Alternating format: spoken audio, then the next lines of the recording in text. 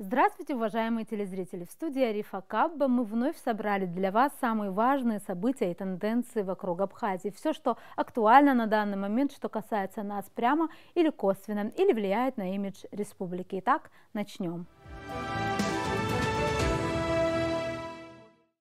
Начнем, пожалуй, с растиражированным в Фейсбуке заявлением некоего господина Мельникова, которого сразу же назвали помощником главного российского оппозиционера Алексея Навального.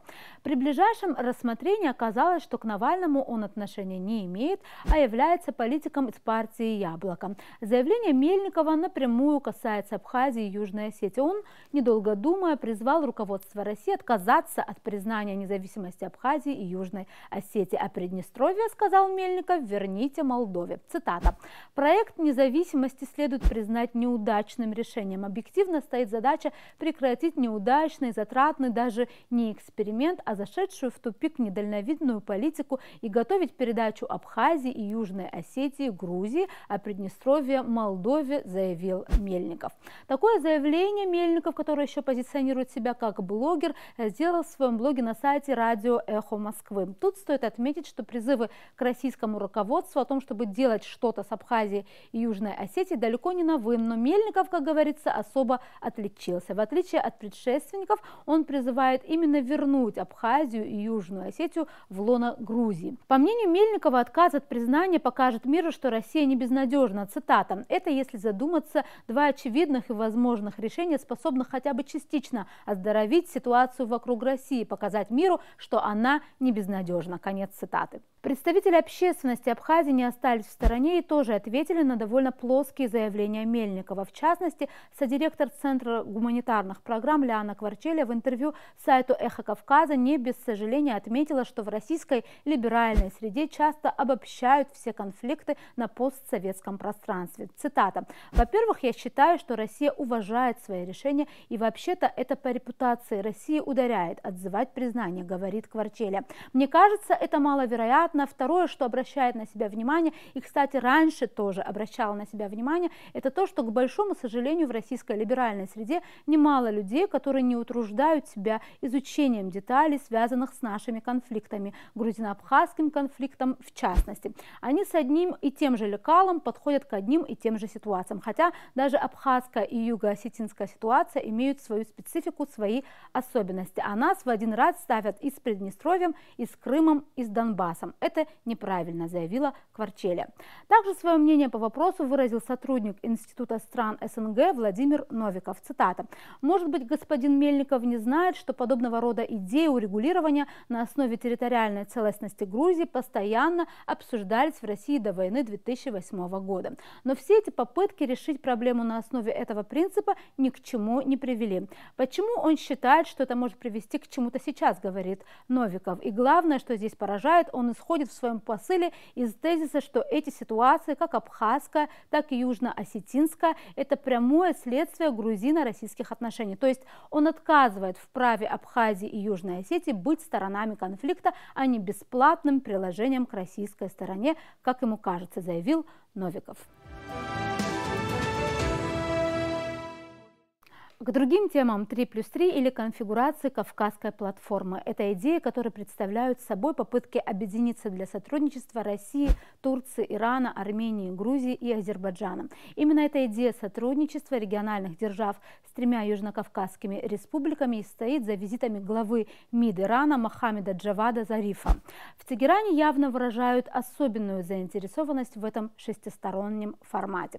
Глава МИД Ирана Мохаммед Джавад Зариф раскрыл карты. По итогам встречи в Анкаре со своим турецким коллегой Мевлютом Чавушоглу иранский дипломат прямо дал понять, основной целью его визита в Азербайджан, Россию, Армению, Грузию и Турцию было продвижение формата 3+3, одной из конфигураций так называемой Кавказской платформы, на которой государства Южного Кавказа могли бы взаимодействовать с ведущими региональными игроками, самим Ираном, а также Россией и Турцией. В Анкаре инициативу, продвижение которой Тегеран взял на себя, себя приветствовали. Как отметил Мевлют Чавушоглу, стабильность и мир на Южном Кавказе отвечают интересам всех стран региона. Все бы это хорошо, если не одно «но». Экономические дивиденды от подобного сотрудничества привлекают всех, а вот политическое сотрудничество вряд ли представляется возможным для многих, например, для Грузии.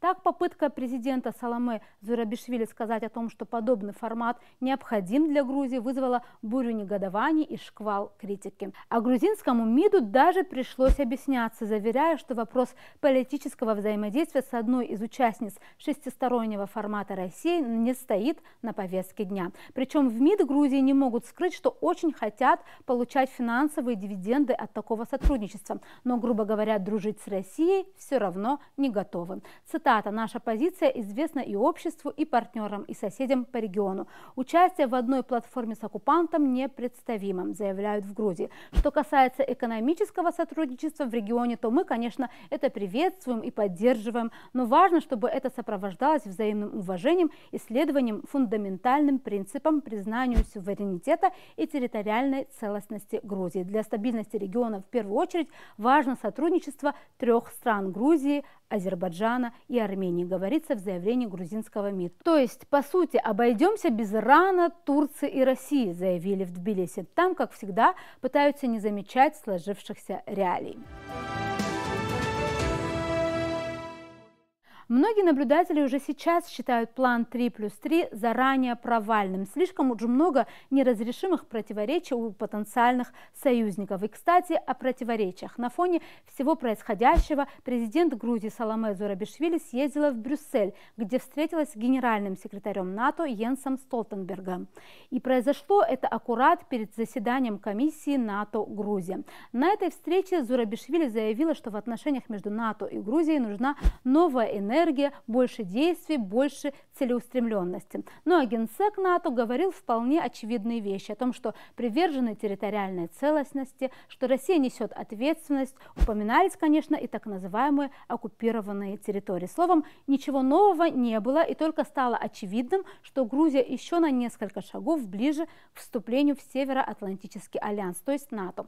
Генсек говорил об этом практически как о деле решенном. Цитата: «Грузия хочет стать членом НАТО, и Россия не сможет этому помешать. Станет ли Грузия членом НАТО, решать Грузии и Североатлантическому альянсу, и только им, потому что все остальное будет нарушением суверенных прав суверенного государства. Не Россия решает, как будет вести себя Грузия», заявил Столтенберг. Впрочем, далеко не все наблюдатели и эксперты считают вопрос с вступлением Грузии в НАТО решенным. Так, военный эксперт Александр Хроленко напоминает, что еще в 2001 году парламент принял постановление о начале процесса вступления страны в Североатлантический альянс. Прошло еще 19 лет, а Грузия находится на стадии сотрудничества, интенсивный диалог, отмечает эксперт. Цитата: «До вступления в альянс остается подготовительный план действий по членству, который все более напоминает линию горизонта, видимую и недосягаемую из-за скептического отношения Грузии ряда европейских государств НАТО. Тенденция тревожная для генерального курса», считает Хроленко. «Что-то пошло не так. Признать ошибки страшно, остановиться позорно, продолжать опасно». Обо всех этих важных вопросах мы хотим побеседовать с бывшим полпредом Абхазии в Турции, послом по особым поручениям МИД Абхазии Инаром Гицпо. Здравствуйте, Инар. Здравствуйте, Арифа. Инар, мы как раз сегодня говорим о том проекте, который активно продвигается, 3+3, это сотрудничество региональных держав Турции, России, Ирана с южнокавказскими так называемыми республиками, Арменией, Азербайджаном и Грузией. И как вам кажется, вообще насколько реально это сотрудничество и перспективы его, о которых сейчас говорят, для которого очень много делается, в частности, это и поездки главы МИД по всем этим странам? Ну да, действительно, так называемая платформа шести, которую представили президенты Турции Эрдоган и президент Азербайджана Алиев на совместной пресс-конференции в Баку, как некий новый формат для регионального сотрудничества и обеспечения региональной безопасности. Вот, согласно информационным источникам, была поддержана рядом лидеров стран, которые планируется, что вступят в эту платформу. Ну, напомним, да, что этот формат предполагает участие таких стран, как Россия, Турция, Иран, Азербайджан, Грузия и Армения. Если честно, трудно сказать, какие она будет иметь для нас последствия, но то, что идет активное обсуждение, это явно. И действительно, как вы сказали, подтверждение тому, вот такой объезд этих стран министром иностранных дел Ирана Джавадом Зарифом. На мой взгляд, ну, это пока все-таки идея, да, скорее всего, Эрдоган пытается в большей степени предоставить Армении некое окно для вовлечения в политико-экономические процессы. Он, видимо, понимает, что вот после этих событий в Карабахе, что лучше вовлекать Армению тем или иным образом в региональную повестку, чем находиться с ней в хронической вражде. Угроза это для нас или все-таки какие-то перспективные, но вот перспективы все-таки пока мне сложно сказать. Действительно, в Грузии, однако, считают, что этот формат их не особо-то и устраивает. Да?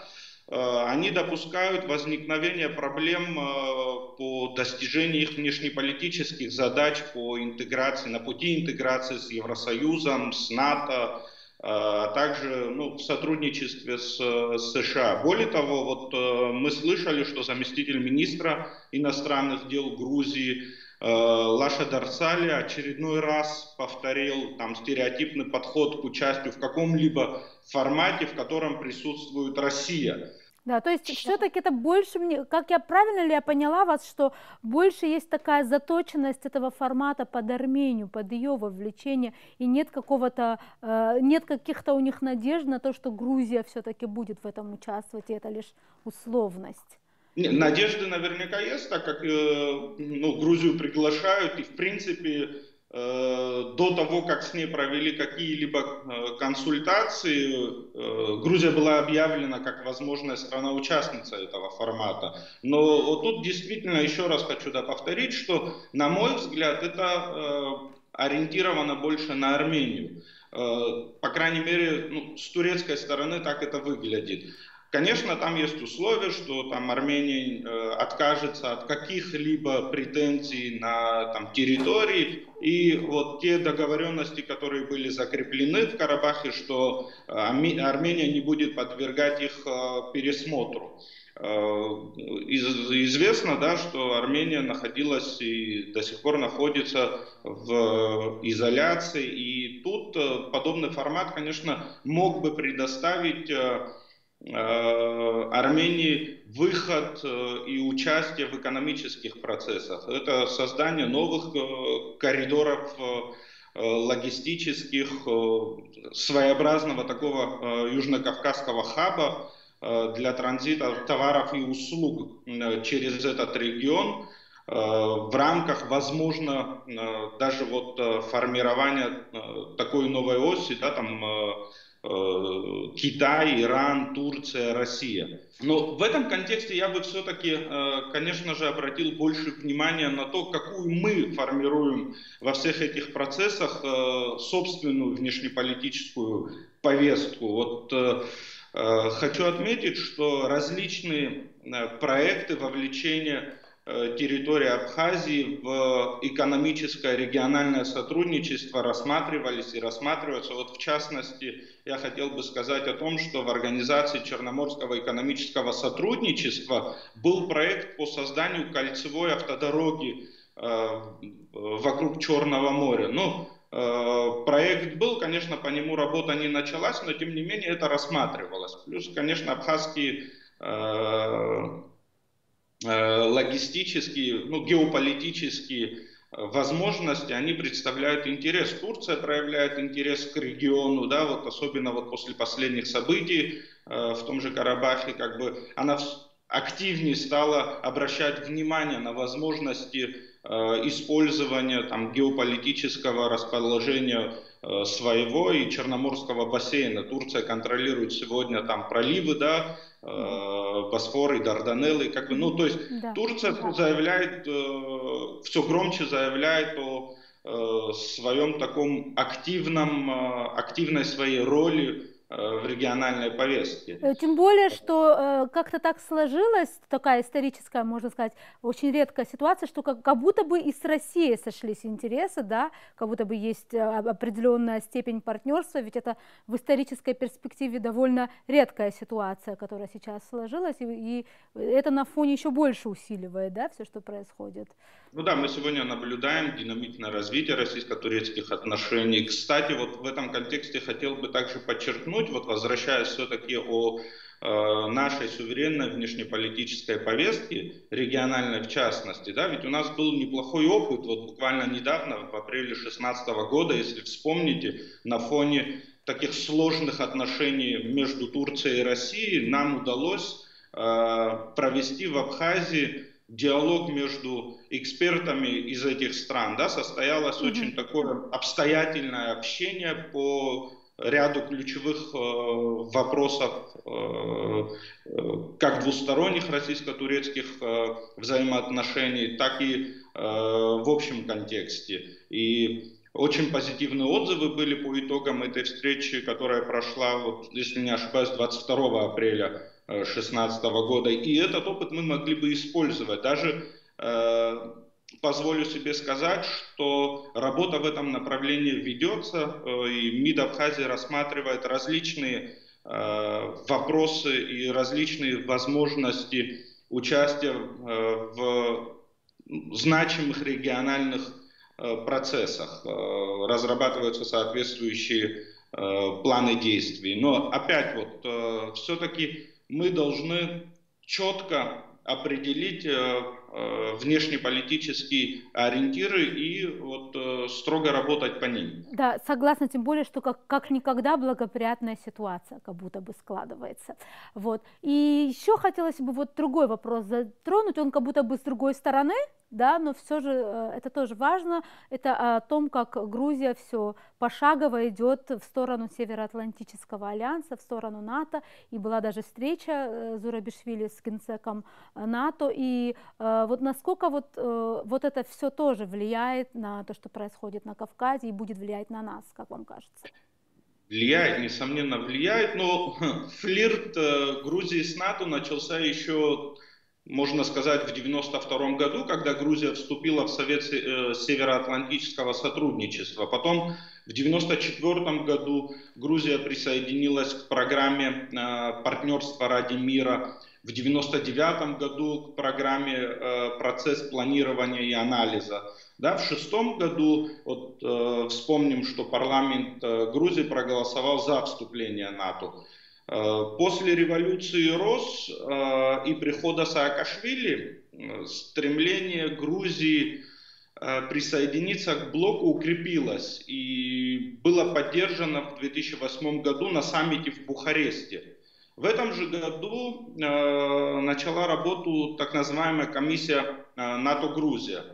Однако, несмотря на все усилия Грузии, так и не был одобрен план действий по подготовке к членству, который необходимо выполнить для того, чтобы впоследствии стать полноправным членом этого альянса. Ну, как бы тут мне кажется, что в стремлении Грузии интегрироваться в западные блоки, альянсы, оно как бы неизменно, и мы как бы уже привыкли к тому, что вот это их ориентир. В этом контексте, ну, само собой, принимая это все во внимание, мы должны разрабатывать собственные пути обеспечения национальной безопасности, суверенных прав и свобод. Как-то так. Если я вас правильно поняла, их отношения остались на уровне флирта, да, выражаясь вашими словами. То есть все ждали, к этому вели, но так и не произошло, да?